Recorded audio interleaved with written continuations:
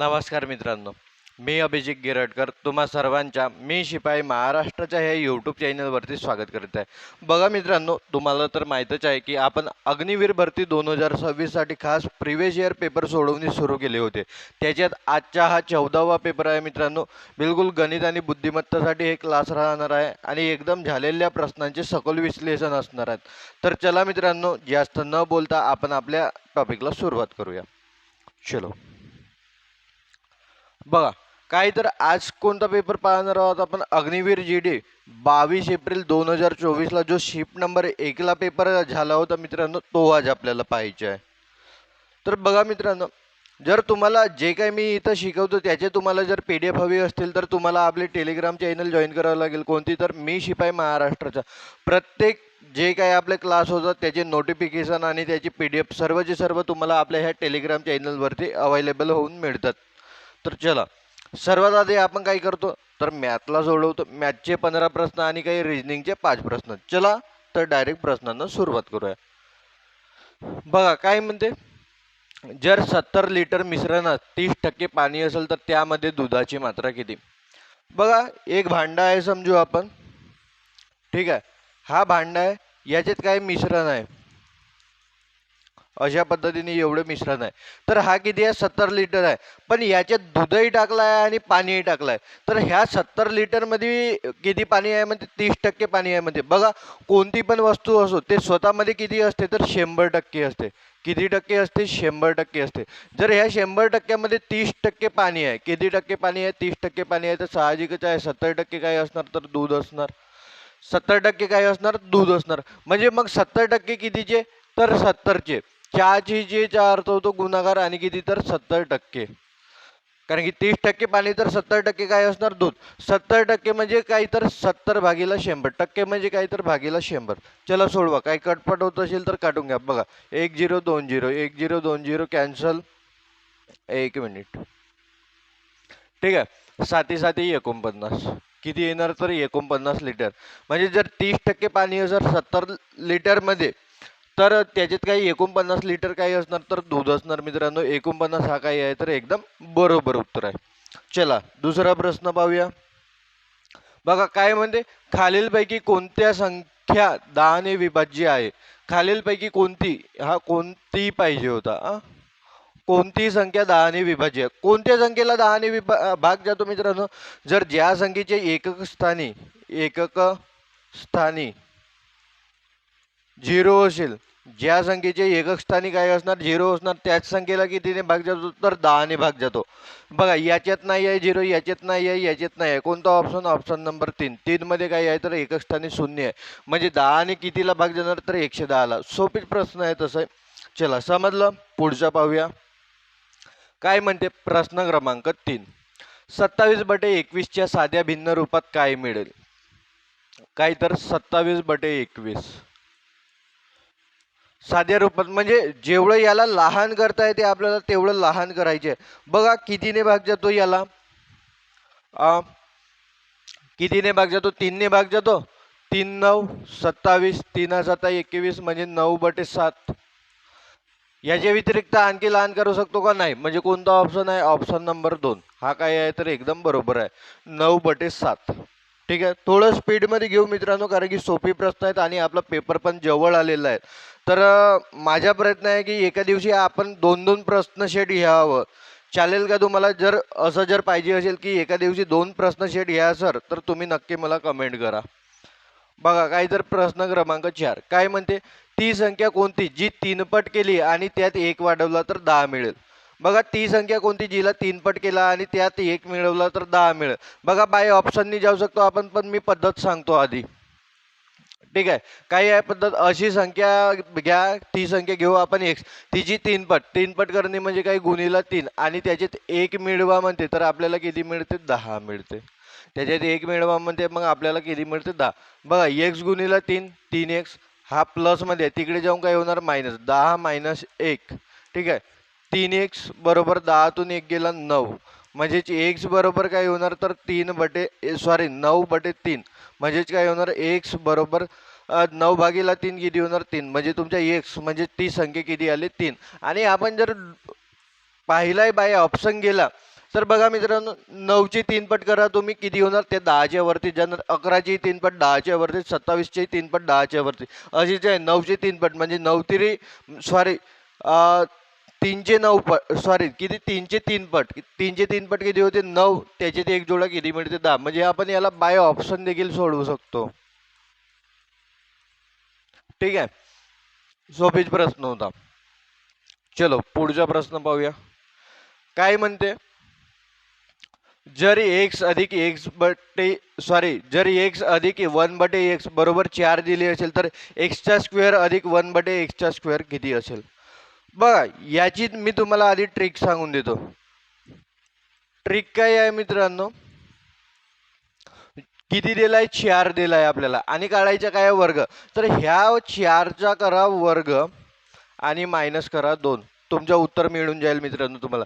14चा वर्ग 16 म्हणजे 14चा square 16 minus 2 किती होतात, तर सॉरी 4चा स्क्वेअर 14 म्हणलो सॉरी 4चा स्क्वेअर मायनस 2 म्हणजे 16 मायनस 2 किती होणार, तर 14. तुमच्या ह्या प्रश्नाचं उत्तर किती येणार 14. जे संख्या दिली राहते तिचा वर्ग करायचा आणि तिच्यातून 2 मायनस करायचा. पण हे येते कसं, जर लक्षात नाही राहिलं तर सोडवाल कसं याला बघा. याला सोडवाल कसं ते पहा. काय दिलं आहे आपल्याला, एक्स अधिक 1/x बरोबर 4. बघा काढायचे काय आहे आपल्याला स्क्वेअर, तर दोन्ही बाजूला करावं लागेल स्क्वेअर. काय होणार एक्स अधिक 1/x यांच्या काय होणार स्क्वेअर बरोबर इकडे पण काय होणार स्क्वेअर. बघा तुम्हाला हा फॉर्म्युला माहीत असेल, ए अधिक बीचा स्क्वेअर काय होते ए स्क्वेअर अधिक 2ab अधिक काय होते तर बीचा स्क्वेअर.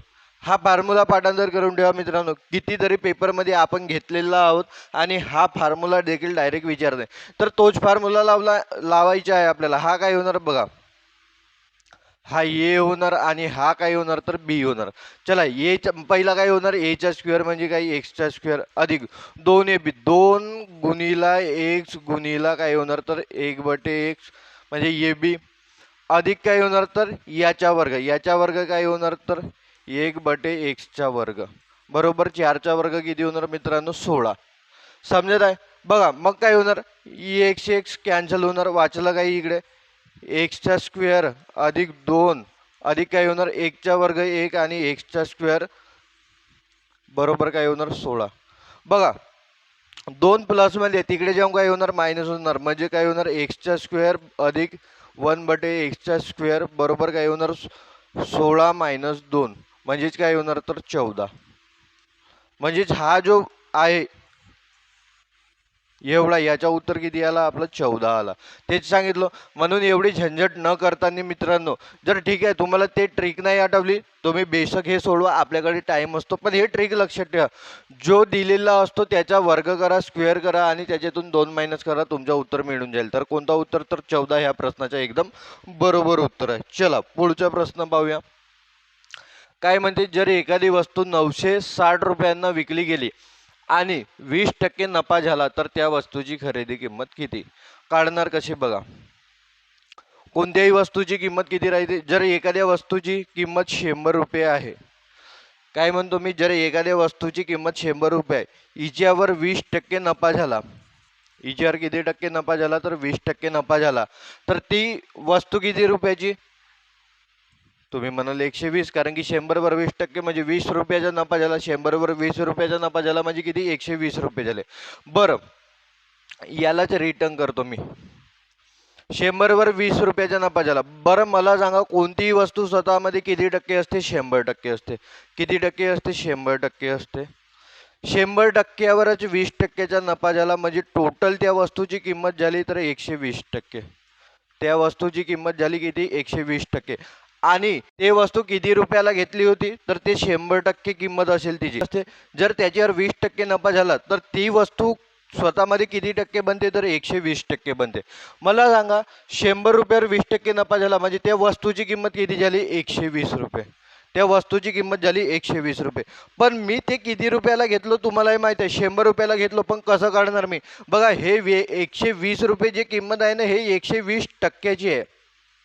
हे 120 किंमत किती आहे 120%ची आहे. मला किती टक्क्याची किंमत काढणी आहे 100%ची किंमत काढणी आहे. बघा टक्के टक्के कॅन्सल, 120 एक 120 आणि हे किती होणार 100. तर त्याच पद्धतीचा वापर करून आपल्याला इकडे किंमत काढायची. काय होणार बघा 960 हे किती रुपयाची म्हणजे किती टक्क्यांची किंमत आहे 20% नफा झाला. म्हणजे 100 वर 20% नफा झाला म्हणजे त्या वस्तूची किंमत किती झाली 120%. तर हे किती टक्क्याची किंमत आहे तर 120% किंमत आहे मित्रांनो. आणि काढणे किती टक्क्याची किंमत आहे 100%. तर गुणीला करा 100 किती तर 100%. ठीक आहे. चला काही काटपीट होत असेल तर काटपीट करा. बघा टक्का टक्का कॅन्सल झाला, 0 कॅन्सल झाला. 12 किती होते तर 12 96 आणि 8 गुणीला 100 म्हणजे 800. म्हणजे त्या वस्तूची किंमत किती आहे मित्रांनो 800 रुपये. त्या वस्तूची खरेदी किंमत किती आहे तर 800 रुपये. हा काय आहे तर तुमचा एकदम बरोबर उत्तर आहे. चलो पुढचा प्रश्न पाहूया. काय म्हणते एका आयताचे क्षेत्रफळ किती आहे तर 84 वर्ग सेंटीमीटर आहे आणि त्याची लांबी 12 सेंटीमीटर आहे. तर त्याची रुंदी किती असेल. बघा आयत, आयत माहिती आहे का तुम्हाला, त्याच्या विरुद्ध दोन बाजू काही असतात तर समान असतात. हा आयत आहे मित्रांनो. याचा काय दिलाय आहे तर आपल्याला क्षेत्रफळ दिलाय म्हणजे एरिया दिलाय. क्षेत्रफळ दिलाय किती आहे तर 84 वर्ग सेंटीमीटर असेल. ठीक आहे. आणि काय दिले आहे तर त्याची लांबी दिली आहे. लांबी किती दिली आहे 12 सेंटीमीटर दिली आहे. आणि काढायला काय सांगितलंय तर रुंदी काढायला सांगितलंय. कसं काढतो बघा, आयताचे क्षेत्रफळाचा फॉर्म्युला काय होतो, क्षेत्रफळ कोणाच्या तर आयताचा काय होतो लांबी गुणिला रुंदी, लांबी गुणिला रुंदी. हा फॉर्म्युला पाठांतर ठेवा मित्रांनो. तर क्षेत्रफळ दिलाय ना आपल्याला किती दिलाय 84 दिलाय आणि आपल्याला काही लांबी देखील दिली आहे किती 12 आणि गुणीला काय रुंदी काढायची आहे तर रुंदीला रुंदीच घेतो मी. ठीक आहे. हे 12 गुणीला तिकडे येऊन काय होणार भागीला होणार म्हणजे काय होणार 84 भागीला 12 बरोबर काय होणार तर रुंदी. ठीक आहे. काय होणार 12 साती 84 बरोबर आहे का नाही. काय होणार 12 साती 84, 12 साती 84 येते ना तुम्हाला 12च्या पाड्यात. हे काय होणार रुंदी, रुंदी काय होणार तर 7 सेंटीमीटर. किती होणार 7 सेंटीमीटर. हा काय आहे तर तुमचा एकदम बरोबर उत्तर आहे. चला पुढचा प्रश्न पाहूया. बघा काय म्हणते 45 50 आणि 90 यांच्या मसावी किती. मसावी कसं काढतो बघा, एक उभी रेषा एक आडवी रेषा. बघा 45 50 आणि 90 याच्या काय मसावी, मसावीच म्हणजे काय एस शेप. अशी मोठ्यात मोठी संख्या पहा मित्रांनो की ते तिघांना पण भाग देईल. अशी मोठ्यात मोठी संख्या पहा की ते तिघांना पण भाग देईल. किती दिसत आहे मला 5 दिसत आहे मित्रांनो. 5नी तिघांना पण भाग देते. बघा 5 9 45 5 10 50 हे किती होणार 18 5 90 म्हणजे 18. आता अशी एखादी संख्या आहे का ते तिघांना पण भाग जाते नाही जात. अशी कोणतीच संख्या नाही आहेत की ते तिघांना पण भाग जाते. तर अशी एकच संख्या मिळाली मित्रांनो आपल्याला की ते तिघांना पण भाग जाते. तर कोणती आहे अशी 5 आहे. म्हणजे 5च हा काही असणार तर मसावी असणार. मसावी म्हणजे काही एस शेप. तर कोणता ऑप्शन, ऑप्शन नंबर 4 हा काय आहे एकदम बरोबर उत्तर आहे. चलो समजत आहे तुम्हाला, समजत असेल तर हो म्हणा. पुढचा प्रश्न पाहूया आपण. 3 अंकी सर्वात लहान संख्या कोणती. कोणती आहे 3 अंकी सर्वात लहान. हा तुमच्यासाठी होमवर्क आहे मित्रांनो. हा फुकटचा मार्क आहे तुमच्यासाठी. जर पेपरमध्ये असा प्रश्न येत असेल तर हा तुमच्यासाठी फुकटचा मार्क आहे. हा तुम्हाला होमवर्क किंवा कमेंट करून सांगा. हा काय म्हणते जर 5 व्यक्ती एखादे काम 10 दिवसात पूर्ण करत असतील तर एक व्यक्तीला तेच काम पूर्ण करण्यासाठी किती दिवस लागतील. लगातार हा आपल्या पेपरमध्ये अशा पद्धतीचा प्रश्न येत आहे मित्रांनो. नेहमी सांगतो मी तुम्हाला याला सोडवायचं कसं कसं करायचं बघा.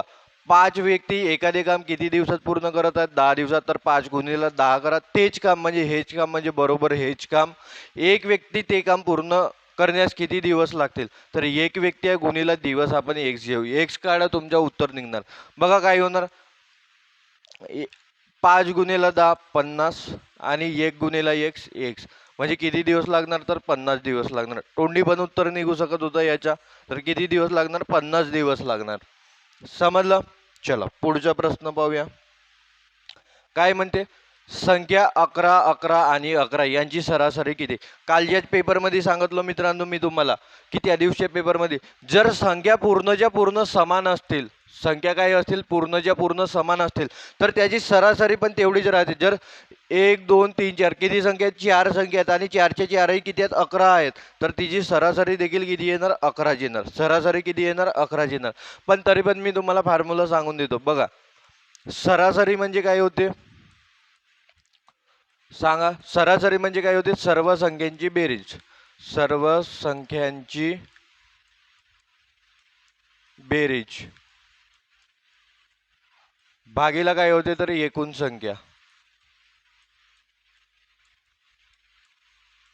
सर्व संख्यांची बेरीज भागीला काय होते? तर एकूण संख्या. बघा संख्या कोणकोणत्या आहेत? 11 अधिक 11 अधिक 11 अधिक 11. सर्व संख्यांची बेरीज म्हणजे जे काही आपल्याला दिले आहेत त्यांची बेरीज करावी लागेल. भागीला काय होणार? तर एकूण संख्या. किती संख्या आहेत? तर 4 संख्या आहेत. बघा 11 आणि 11 22, 22 आणि 11 33, 33 आणि 11 44. म्हणजे काय होणार? 44 भागीला 4 म्हणजेच किती होणार? 11. आलं तेच. जर सर्व संख्या समान असतील, एकसारख्या असतील तर गॅरंटेड सरासरी तीच संख्या राहणार. समजलं? चलो पुढचा प्रश्न पाहूया. काय म्हणते? जर ए आणि बी यांच्या वयाचे गुणोत्तर एकास 3 असेल, बी चे वय 15 असेल, ए चे वय किती? बघा ए आणि बी चे गुणोत्तर दिले आहे. ए आणि बी चे काय दिले? गुणोत्तर दिले. किती? एकास 3. तर बघा जो पहिला दिला राहतो तो पहिल्याच्या गुणोत्तर. जसा ए पहिला दिला आहे तर एक हा काही एच्या गुणोत्तर असणार आणि बीच्या गुणोत्तर किती? 3 असणार. हे सर्वांना गोष्टी समजतात. तर यांचं काय घेणार आपण? वय. यांचं काय घेणार आपण? वय. बघा एच्या गुणोत्तर किती आहे? 1 आहे. तर त्याच्या पुढे सिम्पली आपण x लावणार म्हणजे एच्या वय काय होणार? x होणार. आणि बीच्या वय किती दिले आहे आपल्याला? 3. म्हणजे गुणोत्तर किती आहे? दिला 3. तर याच्या वय काय होणार? तर 3x होणार. किती होणार? 3x. पण आपल्याला बीची वय दिली आहे ना, पहा ना बीची वय किती आहे? म्हणते 15 वर्ष. म्हणजे बीची वय किती दिली आहे आपल्याला? 15 वर्ष. पण आपण बीची वय किती घेतला? 3x. तर बीची वय घ्यायला लागेल आपल्याला 3x. त्याची वय आहे 15. म्हणजे x काय होणार? 3 गुणिला आहे. तिकडे जाऊन काय होणार? भागीला होणार. म्हणजे 15 भागीला 3 म्हणजेच काय होणार? x. 3 5 15. म्हणजे x किती निघाला आपल्याला? 5. काय निघाला? x 5. आपल्याला काढायची कोणाची वय आहे? ए ची वय काढायची आहे. ए ची वय किती घेतला आपण? 1x म्हणजे xच होतो. म्हणजेच काय होणार? x मिळाला ना आपल्याला. x किती आहे? 5. म्हणजे 1 गुणिला 5 म्हणजेच किती होणार? तर मित्रांनो 5 वर्ष. किती वर्ष होणार? 5 वर्ष. ठीक आहे. कोणता ऑप्शन? तर ऑप्शन नंबर 1. समजलं? चला पुढचा प्रश्न पाहूया. काय म्हणते? 5% वार्षिक व्याज दराने 3 वर्षासाठी 2500 रुपयांवर साधारण व्याज किती आहे? बघा ह्या साधारण व्याज म्हणजे होतो तुमच्या मित्रांनो सरळ व्याज. आपण मराठीत शिकताना सरळ व्याज शिकतो, त्याला साधारण व्याज देखील म्हणतात. तर मग साधारण व्याज असो किंवा सरळ व्याज असो, याच्या तुम्ही फॉर्म्युला लक्षात ठेवा मित्रांनो. बघा सरळ व्याज बरोबर होतो मुद्दल गुणिला वेळ गुणिला दर. काहीतर मुद्दल गुणिला वेळ गुणिला दर आणि भागीला काहीतर 100. ठीक आहे. आपल्याला काढायचं काय आहे? आपल्याला काढायचे आहे मित्रांनो साधारण व्याज म्हणजेच काहीतर सरळ व्याज. मला सांगा मुद्दल. जेवढे पैसे आपण व्याजाने घेतो त्याला काय म्हणतो? तर आपण मुद्दल म्हणतो. मुद्दल किती आहे? तर 2500 रुपये. गुणिला वेळ. वेळ किती दिलाय आपल्याला? वेळ दिलाय मित्रांनो 3 वर्ष. तर गुणिला काय होणार? 3. आणि दर दिलाय आपल्याला 5% म्हणजे दर होणार 5 आणि भागीला 100. चला काय कटपट होत असेल तर काढून घ्या. बघा 2 0 2 0 कॅन्सल. काय होणार आता? 5 तेरी 15. ठीक आहे. म्हणजे 25 गुणिला 15. ठीक आहे. काय होणार पहा? 15 5 75 5 हातचे आले 7. 15 दुने 30. 30 आणि 7 किती होणार? 37 रुपये. म्हणजे 375 रुपये. ह्या प्रश्नाचा काय आहे तर मित्रांनो एकदम बरोबर उत्तर आहे. तर आपला साधारण व्याज किती येणार? तर 375 रुपये. फक्त हा फॉर्म्युला लक्षात ठेवा, त्याच्यावर तर काहीच करायची गरज नाही. चलो पुढचा प्रश्न पाहूया. काय दिलंय बघा. बॉडमासचे नियम वापरा म्हणत आहेत आपल्याला. काय? 5/7 मायनस 3/7 अधिक काय होते तर 1/14. काय करणार मित्रांनो आपण? बघा ह्या दोघांचे बेस समान आहेत तर याला एकदाच लिहिणार. काय होणार यालाही एकदाच लिहिणार आणि वरच्यांची काही जर वजाबाकी करायची असेल तर वजाबाकी करणार बरोबर काय होणार 1/14.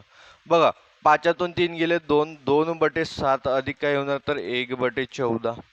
बघा तिरपा गुणाकार करा किंवा यांच्या बेस समान करा, काही फरक नाही पडत. मी तिरपा गुणाकार करतो, काय होणार किंवा बेस समान करू ना आपण. जर बघा याला आपण 14 बनवू शकतो का, जर मी याला गुणीला 2 केलो तर वरती पण काय करावं लागेल गुणीला, कारण की 7 दुने काय होणार 14. जर दोन्ही 14 बनत आहेत तर खाली काय येणार 1 वेळा 14 आणि बे दुने 4, 4 अधिक काय होणार 1 म्हणजेच काय होणार 5/14. हा काय या प्रश्नाचा उत्तर बरोबर आहे. ह्या गोष्टी येतात मित्रांनो तुम्हाला, तुम्ही तुमच्या पद्धतीने देखील सोडवू शकता, काही फरक नाही पडत. पण मी तुम्हाला सांगितलो जे आपण लसावी पद्धत वापरतो त्या पद्धतीने मी सोडवलो याला, ठीक आहे. चलो आपण पुढचा प्रश्न पाहूया. बघा 2500 रुपयाचे 10% किती. मी तुम्हाला नेहमी सांगत आहो की 10% विचारलं तर सीधा काय करायचं 1 झिरो कट करून टाकायचं, म्हणजे उत्तर किती येणार तुमच्या 250. जर नाही काढता येत असेल तर काय करायचं बघा, कसं जोडवणार 2500 रुपये चे चेचा अर्थ गुणाकार 10%. 10% म्हणजे 10/100. चला काय कटते का 2 झिरो कॅन्सल. 25 गुणिले 10 किती होणार तर 250. हा काय आहे तर एकदम बरोबर उत्तर आहे. तर चला मित्रांनो अशा पद्धतीने आपले मॅथचे काही तर पूर्णचे पूर्ण 15 प्रश्न कंप्लीट झाले चांगल्या पद्धतीने. आता काय करू आपण, आता पाहूया रिजनिंगचे प्रश्न. रिजनिंगचे 5च प्रश्न असतात आणि सोपी असतात. बघा काय म्हणते, खालील संख्या शृंखलेत प्रश्न चिन्हाच्या जागी कोणती संख्या येईल.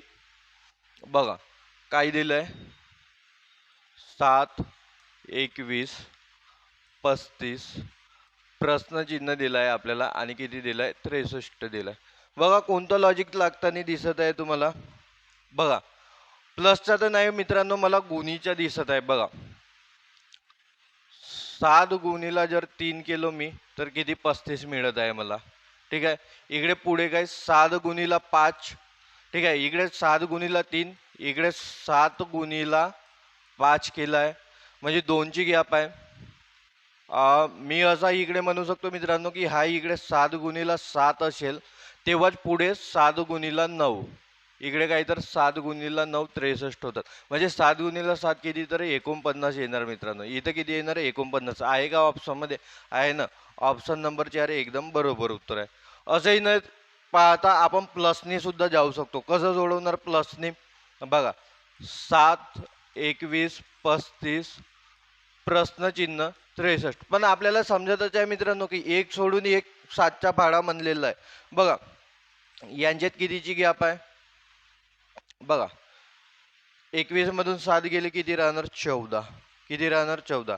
यांच्यात बघा 35 मधून 21 गेले किती राहणार 14, म्हणजे 14ची गॅप आहे. 14 प्लस होत आहे, ठीक आहे. म्हणजे पण पुढे पण काय होणार 14 प्लसच होणार, ठीक आहे. 5त 14 म्हणजे 35 मध्ये 14 जोडा किती येणार 49, म्हणजे 49 तुमचं काय आहे उत्तर बरोबर आहे. अशी जोडा तुम्ही, असं जोडा, आपल्याला उत्तर बरोबर निघल्यासोबत मतलब आहे मित्रांनो, ठीक आहे. म्हणजे ह्या प्रश्नाचं उत्तर काय येणार तर ऑप्शन नंबर 4. चलो पुढचा प्रश्न पाहूया. बघा खालील अक्षर मालिकेतील पुढील अक्षर कोणती असेल. काय दिलं आहे आपल्याला ZXUQ, ठीक आहे. मला सांगा झेड कोणत्या नंबरला असतो, तर तुम्ही म्हणाल सर झेड 26व्या नंबरला, एक्स 24व्या नंबरला, यू 21व्या नंबरला आणि क्यू 17व्या नंबरला. बघा मायनस होताना दिसत आहे. बघा -2, -3, -4, पुढे काय होणार तर -5 दिसत आहे ना. 26 मधून 24 गेले 2 राहिले, 24 मधून 21 गेले 3, 21 मधून 17 गेले 4, 17तून 5 गेले किती तर 12. 12व्या नंबरवर कोण येतो तो येल, 12व्या नंबरवर येल येतो. कोणता ऑप्शन, ऑप्शन नंबर 3 हा काय आहे तर एकदम बरोबर उत्तर आहे. समजलं. चलो पुढचा प्रश्न घेऊया. बघा काय म्हणते, खालील संख्या शृंखलेत असे किती 4 आहेत ज्यांच्या आधी 7 आणि नंतर 2 आहेत. असे किती 4 आहेत की ज्यांच्या आधी 7 आहेत मित्रांनो आणि नंतर किती आहेत तर 2 आहेत. बघा असे प्रश्न चुकण्याचे चान्सेस राहतात, तर थोडे सावकाशपणे बघा. 4चे अगोदर किती आले पाहिजे 7 आणि नंतर 2. बघा इथं 4चे अगोदर 7 आहेत का नाही, इथं 4चे अगोदर 7 आहेत का आहेत आणि नंतर 2 पण आहे, म्हणजे हा एक झाला. बघा आणखी 4, 4 इथं आहे, 4च्या अगोदर 7 आहेत का आहेत, इथं 7 आहे आणि नंतर 2 पण आहे, म्हणजे हे 2 झाले. ठीक आहे.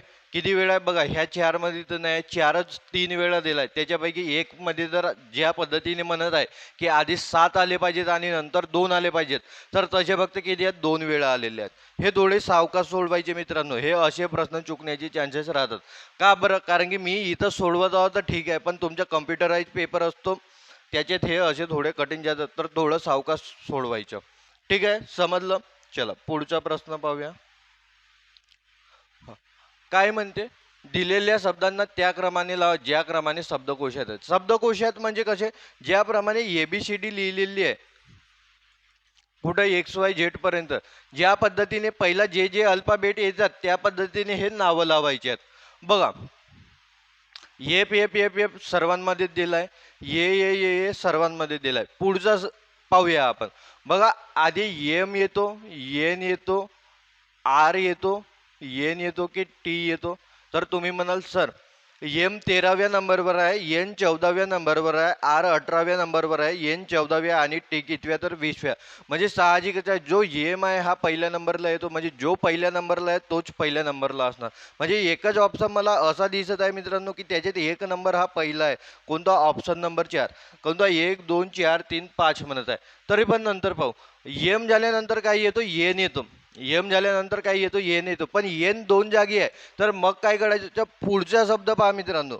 जर एन 2 जागी दिसत आहे तर त्याच्या पुढचा शब्द पहा. काय आहे? ये आहे आणि येथे काय आहे? शी आहे. ये आधी येतो की शी आधी येतो? ये आधी येतो, म्हणजे हा 2 नंबरला असणार. बरोबर आहे की नाही? आणि मग हा कितव्या? तर हा 3 नंबरला असणार. बघा, 1 2 4. बघा, पहिल्या नंबरला पहिल्या नंबरचा आहे, दुसऱ्या नंबरला दुसरा, तिसऱ्या नंबरला चौथा, म्हणजे हाच ऑप्शन करत आहे.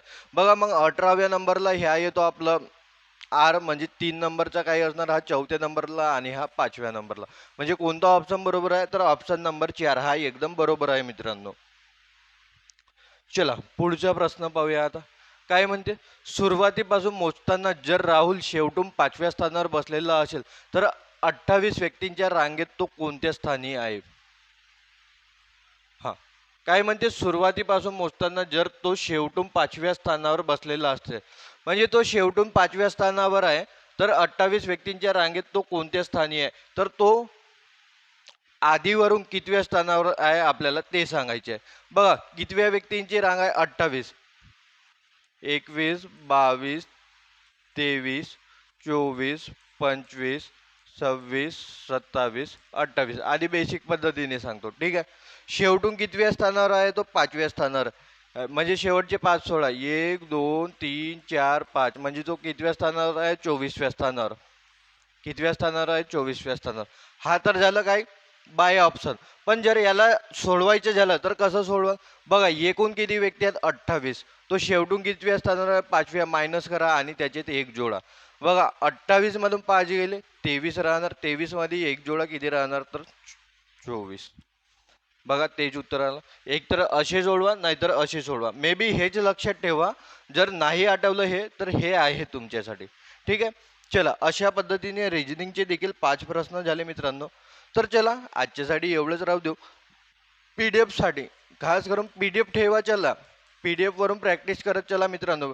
PDF साठी काय, आपली टेलिग्राम चॅनल आहे, डिस्क्रिप्शनमध्ये लिंक दिलेली आहे, तर ते तुम्हाला डाउनलोड करून घ्यायचे आहे. चला ठीक आहे, टेलिग्राम चॅनल जॉईन करून घ्या. तर चला मित्रांनो, जर तुम्हाला माझ्या शिकवण्याची पद्धत आवडत असेल, माझे शिकवलेलं आवडत असेल, तर नक्की तुम्ही तुमच्या मित्रांपर्यंत शेअर करा. ठीक आहे. चला, आजच्यासाठी एवढंच राहू देऊया. जय हिंद, जय महाराष्ट्र.